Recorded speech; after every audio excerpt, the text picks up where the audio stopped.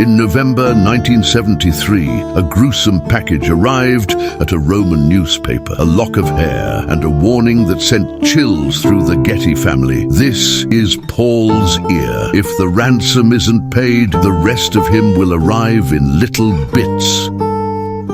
John Paul Getty III was the grandson of one of the wealthiest men in history, J. Paul Getty. J. Paul Getty Sr. began amassing his fortune from oil leases in the 1910s, and by the 1960s, he was the richest man on earth. Despite his immense wealth, J. Paul Getty was notoriously frugal. He had all the money in the world, but he was very particular about how it was distributed among his children and grandchildren. In July 1973, 16-year-old John Paul Getty III was living in Rome when his life took a horrifying turn. He was grabbed off the street by kidnappers, masked and determined. Terrified and alone, John Paul wrote a letter to his mother. "Dear mother, I have fallen into the hands of kidnappers. Don't let me be killed. Make sure that the police do not interfere. You must absolutely not take this as a joke. Don't give publicity to my kidnapping." The kidnappers demanded a $17 million ransom, expecting the Getty family's immense fortune to make it a quick deal. But J. Paul Getty, John Paul's grandfather and the wealthiest man on earth, refused to pay. If I start paying ransoms,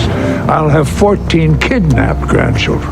As months passed with no ransom payment, the kidnappers grew desperate. In November 1973, they sent a horrifying message to the Getty family and the media. The kidnappers warned, "This is Paul's ear. If we don't get some money within 10 days, then the other ear will arrive. In other words, he will arrive in little bits." The Getty family finally agreed to pay a reduced ransom of $3 million after months of negotiations. But J. Paul Getty Sr. only paid $2.2 million, the maximum amount that could be tax deductible. He loaned the rest to his son with interest. After 5 months in captivity, John Paul Getty III was finally released, but the damage had already been done. Although John Paul Getty III was free, the trauma of the kidnapping followed him for the rest of his life. He struggled with drug addiction, and at 24, he suffered a stroke that left him paralyzed, partially blind, and unable to speak. He lived the rest of his life disabled, a tragic shadow of the young man he had been. John Paul Getty III passed away in 2011 at the age of 54. John Paul Getty III's story is a tragic example of how even the wealthiest families can be haunted by greed and neglect. Despite all the money in the world, he lived a life filled with pain and tragedy. Would you have done the same as J. Paul Getty Sr. to protect your family's future, or would you have paid the ransom immediately to save your grandson?